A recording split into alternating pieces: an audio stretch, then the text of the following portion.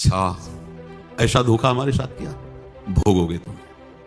ये जो निकलता है ना भोगोगे, ये अकाट्य होता है। क्योंकि किसी का भी हृदय, मतलब किसी भी जीव जंतु को आप कष्ट दें और उसका हृदय आह भर जाए, तो वो आह वज्र की लेकर तुम्हें भोगना पड़ेगा। वो आह किसी की ना लेना जिंदगी। कोई ऐसा कहा, कोई आह भर करके कह दिया तुम समर्थ हो, हम तो कुछ कर नहीं सकते, और अंदर से दुखी, फिर तुम्हारी सामर्थ्य काम नहीं करेगी, मिट्टी में मिला देगी। ऐसा नहीं कि आप जो कर रहे हैं कोई देख नहीं रहा, कोई हिसाब किताब नहीं, जो कर रहे हैं अवश्य में भोक्तव्यम। बहुत जीव स्वयं नित्य निरंतर कर्मों के जाल को रच रहा है और अपने आप को बांध रहा है। आपको मुक्त होना है, बंधना नहीं है। जीव का जन्म कर्मों के अनुबंध से होता है, कर्मों के बंधन से होता है, और उसको अपना ऋण चुकाना होता है। कर्मानुबंध ये बहुत सूक्ष्म विषय है।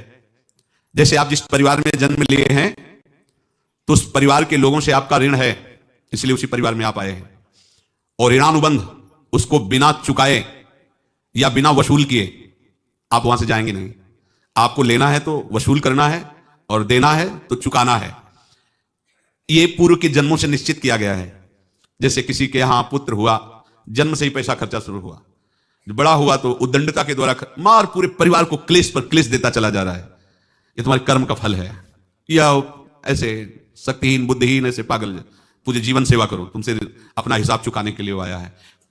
अब परिवार के जो सदस्य जुड़े आके, पत्नी आते ही पूरी हृदय में आनंद, परिवार में आनंद, और जीवन भर वो आनंद ही सुख देने के लिए उसका जन्म हुआ। वो अपना ऋणानुबंध मुक्त, और आते ही भयंकर क्लेश खड़ा कर दिया, बीच में दीवार और झगड़ा वैसा, फिर अतरे दिन मारपीट शुरू, कलह अशांति, पूरा जीवन नरक हिसाब करने आए। यहां ऋण चुकाए बिना कोई जा नहीं सकता, ऋण चुकाना पड़ेगा। किसी का ऋण वसूल करना है तो किसी को ऋण चुकाना है, दोनों काम करने होते हैं। अनेक जन्मों में अनेक लोगों के साथ हमने जो बर्ताव किए हैं, अच्छे या बुरे, वो होंगे। अब किसी आदमी को हम जानते नहीं, अचानक मिला, अचानक टक्कर लगा और मार पीट गाली गुप्ता सब कर दिया, चुपचाप सह लो। क्यों? ये आपका हिसाब है, पूर्व का हिसाब। हमारा उससे कोई द्वेष नहीं, कोई संकल्प नहीं। अचानक घटना घटी और हमसे द्वेष करने लगा, हमें पीटने लगा, हमें गालियां दे, ये हिसाब है, चुपचाप सह जाओ। अपने घर का भाई ही भारी दुश्मन बन गया और क्लेश, हिसाब है। एक प्रभुदत्त ब्रह्मचारी जी की वाणी में पढ़ा था, एक महात्मा जी भ्रमण करते थे, तो उस समय असरफियां चलती थी, मोहरे असरफियां, तो उनको भेंट में देते लोग। तो या तो ठाकुर सेवा में लगे तत्काल, या संत सेवा में तत्काल लगे। उसका संग्रह करके डोलना ये ठीक नहीं है, बैरागी के लिए सिद्धांत में ये ठीक नहीं है। तो जब 2, 4, 6, 8 ऐसे मोहरे हुई, तो उन्होंने विचार किया कि और भ्रमण करके जब काफी मोहरे हो जाएंगी, तो प्रयागराज में जब कुंभ पड़ता है, एक बार पूरे सब अखाड़े के संतों को, अलग अलग संप्रदाय सब संतों को बुलाएंगे और सबको पुआएंगे। अब साधु है तो यही विचार करेगा, और क्या विचार करेगा। तो उन्होंने एक ऐसे डंडा बनवाया, बेंत, जो ऊपर से चूड़ीदार और भीतर पोला, और मोहरे उसमें डालते गए। और भ्रमण, जहां जहां श्रद्धालु भगत थे सबके यहां जाना और इच्छा रखना कि एक मोहर तो दे दे दक्षिणा में। कामना कोई भी हो वो बांधती ही है, ध्यान रखना। इसीलिए प्रभु जो चाहे वो करे, अपनी चाह नहीं रखनी चाहिए, अपनी चाह प्रभु की चाह में मिला देनी चाहिए। धीरे धीरे वो छड़ी भर गई। भ्रमण करने वाले महात्मा चूड़ी लगाई, इंतजार करते रहे। जब प्रयाग का कुंभ पड़ा तो चले। तो रास्ते में एक गांव में पूछा जाता है, जैसे कहीं रुको कि कोई श्रद्धालु ऐसा है जो संत सेवी है। तो कुछ लोगों ने बताया, हाँ एक परिवार है बहुत संत सेवी है और आपको मिलाते हैं उनसे। हाँ ये महाराज, घर में रुका, खूब अच्छा हलवा पूड़ी पवाया, और जो घर के मालिक थे चरण दबाए। चरण दबाते दबाते उनकी दृष्टि पड़ी उस डंडे पे, इतना मोटा और ऊपर से कुछ चूड़ी सी भी नजर आ रही, इस डंडे में तो कोई रहस्य है ही है। अब महात्मा जी को खवा पिला के सुला दिया। महात्मा जी जब सो गए तो पत्नी से धीरे से कहा, वो डंडा लाओ बाबा जी का डंडा। वो चूड़ीदार जो ही खोला पलटाया तो सैकड़ों मोहरे। ऐसे संत रोज पधारे भगवान, तुम आनंद हो जाए फिर क्या। पत्नी से कहा, नाप के कंकड़ लाओ। वो तो महात्मा जी तो खाए खीर पूरी, आराम से सो रहे। रात में पूरी प्लानिंग करके उसमें कंकड़ भर के चूड़ी लगाकर सिराने रख दिया, सारी मोहरें हटा ली। महात्मा जी आराम से छड़ी उठाए तो वजन पक्का। वैसे बड़े लोग चतुर होते हैं, पर ये नहीं जानते कि कर्म कितना भयानक होता है। और उनकी कोई संतान नहीं थी, पर धन में इतना प्रेम उनको था। बहुत सावधान साधु महात्माओं के पास जो अर्थ है, गृहस्थी अगर आता वहीं से है, पर अगर उसको जोर जबरदस्ती या किसी छल कपट से, तो वो उसका विनाश ही करता है। आज तक का प्रमाण है। अब उनको ये भाव पता नहीं होगा, या पता होगा तो लोभ के कारण वो उसको मान नहीं पाए होंगे।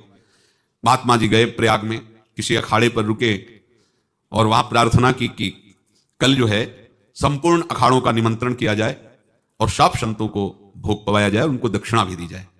महंत ने सोचा कि बहुत बड़ा है तो उत्सव है, क्योंकि प्रयाग में कितने हजारों संत महात्मा सब। तो उनका महाराज बोरों इसमें चीनी और तीनों घी लगेगा, सब व्यवस्था। बोले आप मंगाइए, एक एक हिसाब हम करेंगे, हमारे पास सब व्यवस्था है। बोले कुछ तो पहले दे दो, इकट्ठे देंगे हम। उनको था कि अगर हम छड़ी खोला और दो चार मोहरे दी, किसी को पता लग गया तो गड़बड़ हो सकती। बोले हम भंडारे के समय आखिरी में सब कुछ आपको दे देंगे। ठीक है, वो अपने पास से पैसे लगाकर खूब जितना सामग्री सब लाए, लाखों की, और सब संतों को निमंत्रण कर दिया। संत जन निमंत्रित हो गए, भंडारा बन रहा है। तब वहां के महंत है, उनका देखो भंडारा भी बन रहा है, संतों को निमंत्रण। अब आप अर्थ की व्यवस्था कीजिए, क्योंकि इतनी बड़ी हमारी सामर्थ्य नहीं थी जितना हमने किसी तरह हमने व्यवस्था की। अब मुझे अर्थ चाहिए, तभी आगे की व्यवस्था बढ़ेगी। संतों को दक्षिणा देंगे और जिनसे अर्थ लिया उनको दे। देखो रसोई बन गई है सब। उनका छत में विश्वास नहीं तो अभी चूड़ी खोली। उनको तो था ना कि मोहरे हैं कंकड़, तो जिसे कितना उनको सदमा लगा होगा। हजारों संतों का निमंत्रण, रसोई बन, मतलब संत हो के छल कपट। तो उनका महाराज आपने तो हमारा नाश कर दिया, जो महंत थे। अब बताओ रसोई बन गई, संत निमंत्रित हो गए, आप ये कंकड़ दिखा रहे हैं हमको। आपने तो हमें बर्बाद कर दिया, हमारी इतनी सामर्थ्य नहीं थी, आप पहले बता देते। संत होकर ऐसा छल कपट। अब वो बोले तो क्या बोले, क्योंकि उनको पता था कि मोहरे हैं इसमें। अंदर से उनका चिंतन गया उसी सेठ के पास, अच्छा ऐसा धोखा हमारे साथ किया, भोगोगे तुम। ये जो निकलता है ना भोगोगे, ये अकाट्य होता है। क्योंकि किसी का भी हृदय, मान लो किसी भी जीव जंतु को आप कष्ट दें और उसका हृदय आह भर जाए, तो वो आह वज्र की लेखे तुम्हें भोगना पड़ेगा। वो देखो भीष्म जी को भोगना पड़ रहा है। सांप को ऐसे धनुष की नोक से उठाया और बबूल के कांटों के ऊपर फेंक दिया, कई दिन तक छेदा हुआ, वो आह भर करके मरा। तो आपको 6 महीने बाणों की सैया पर आह किसी की ना लेना जिंदगी में। कोई ऐसा कोई आह भर करके कह दिया तुम समर्थ हो, हम तो कुछ कर नहीं सकते, और अंदर से दुखी, फिर तुम्हारी सामर्थ्य काम नहीं करेगी, मिट्टी में मिला देगी। फिर ये तो संत थे और भगवत आराधना के लिए, संत आराधना के लिए ही ऐसा किए हुए थे। अब इनका कैसे मुंह दिखाएं, अब क्या करें। सुबह संत जन आएंगे, सबके बीच में हमारी कि देखो इन्होंने, अब क्या करें। गए और संगम में जाके छलांग लगाई, अपने प्राण त्याग दिए। अब उनकी तो पास मोहरे थी और व्यापार बढ़ा, और 9-10 महीने बाद ही लड़का हुआ। अब तो उनको कि संत फलीभूत हो गया, देखो व्यापार चल रहा, लड़का नहीं होता था, लड़का भी हो गया, बड़ा आनंद छा रहा है। जब से वो प्रकट हुए और धन की वृद्धि शुरू हो गई, पढ़ाई लिखाई में उनके खर्चा हुआ, सब बस बीमारी शुरू हो गई उनके शरीर में। अब उसमें पैसा जाना शुरू हुआ। इतने आसक्त वो दोनों हो गए कि कुछ भी हो, व्यापार ठप, संपत्ति बेचना शुरू। तो उन्होंने कहा कि बेटा मैं क्या कर सकता हूं तुम्हारे लिए। बोले हमारी अंतिम इच्छा है, प्रयाग चलो और जितने प्रयाग में संत महात्मा सबको एक बार भंडारा करवाओ, हमारी इच्छा अंतिम है। क्योंकि अंतिम यही इच्छा थी। बोले अब ज्यादा संपत्ति तो नहीं रह गई। तो बोले घर बेच दो, मेरे लिए ही तो है, बेच दो। मुझे लगता मैं बचूंगा नहीं, पर मेरी अंतिम इच्छा पूर्ण कर दो। घर बेच दिया, जेवर बेच दी। वहां गए, जब संत सेवा की तो बोले मुझे संगम तक ले चलो। संगम तक ले गए और बोले समझे तुम चुराए थे और हमने उसको छीना है, कुछ नहीं रह गया तेरे पास कुछ, अब केवल ममता और आसक्ति में जलकर मर और नरक प्राप्त कर। मैं वही महात्मा हूं जिसकी तूने मोहरे ली थी, शरीर छोड़ दिया। महात्मा को जन्म लेना पड़ा और इनको दुर्गति भोगनी पड़ी। ऋणानुबंध होश में, ऐसा नहीं कि आप जो कर रहे हैं कोई देख नहीं रहा, कोई हिसाब किताब नहीं, जो कर रहे हैं अवश्य में भोक्तव्यम। बहुत सावधान। अनेक जन्मों में अनेक लोगों से जो कुछ लिया दिया है, इस लेने देने को मिटा देने के बाद ही तुम मुक्त हो गए। इसीलिए एक उपाय है, लेना न देना मगन रहना। क्या? मालिक को समर्पित हो जाओ, मालिक को अपना माना हुआ समर्पित कर दो, खत्म। अहम त्वाम स्वरूपाभ्यो मोक्षयिष्यामि, सब खत्म, आगे पीछे लेना देना सब खत्म।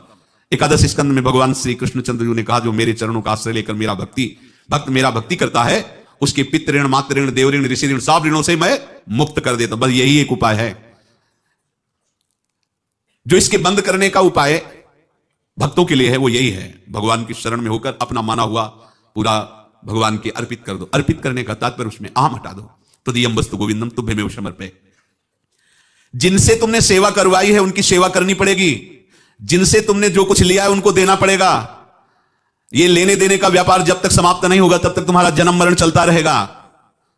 अब आपको यहां समझना है, यदि आपसे किसी ने पैसे लिए बेईमानी करके नहीं दे रहा है तो आप उसको गाली मत दीजिए, आपने बेईमानी की थी इसलिए आपकी बेईमानी हुई है, ले गया, कोई बात नहीं है, बंधन से मुक्त हुए, जो बोझा था चला गया। उसको ऐसा ना देखे कि ये बेईमान हमारे रुपए मार लिए, अब जो कुछ होगा देखेंगे।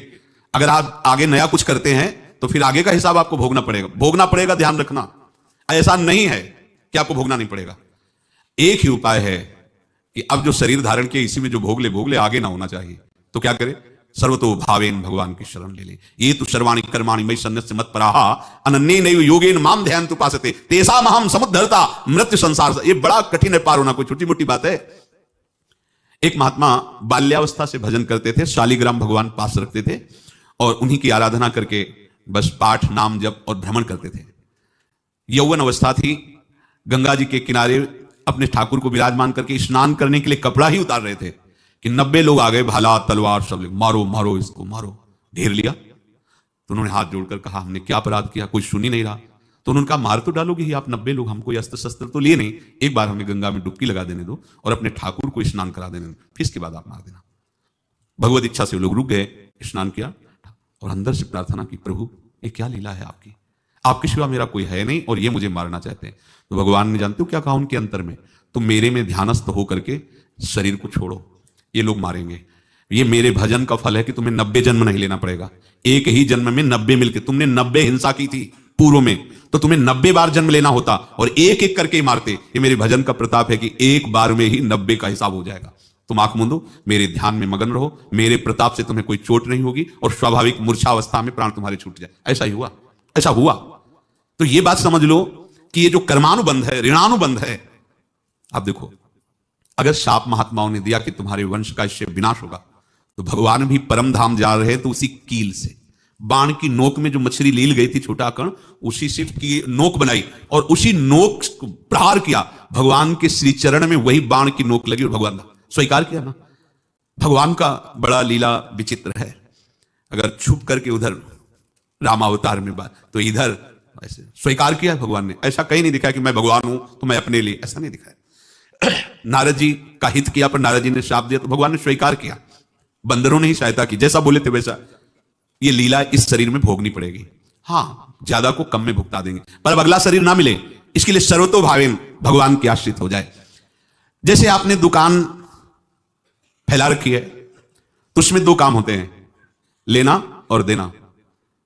किसी को उधार दिया है तो हमें उसे लेना है, और कोई नगद देकर सामान ले रहा है तो उसे सामान देना है, या उधार लिया है तो हमें उधार देना है।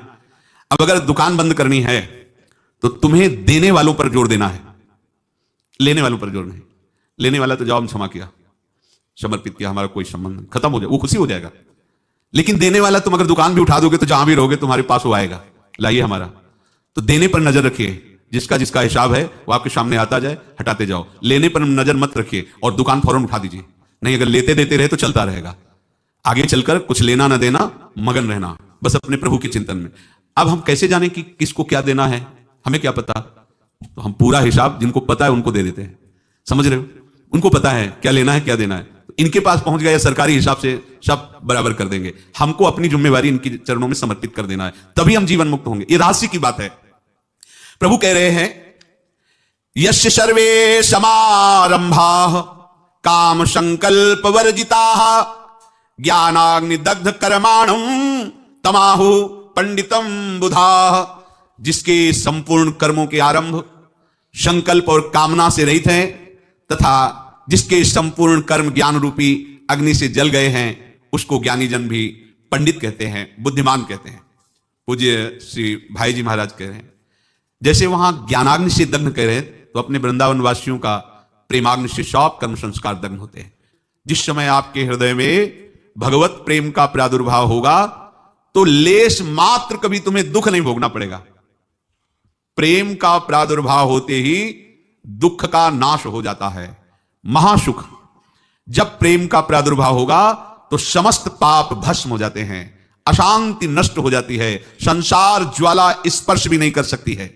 जब भगवत प्रेम का प्रादुर्भाव होता है तो हो सकता है उस उपासक के जीवन में दुखों का पहाड़ टूट पड़े, परिवार खिलाफ, शरीर रोगी, अव्यवस्था, बहुत बहुत कुछ, सब कुछ। कह रहे हैं इतना सब होने पर भी उसके हृदय में कोई भी दुख नहीं होता। ऐसा सामर्थ्यशाली भगवत प्रेम है। भगवान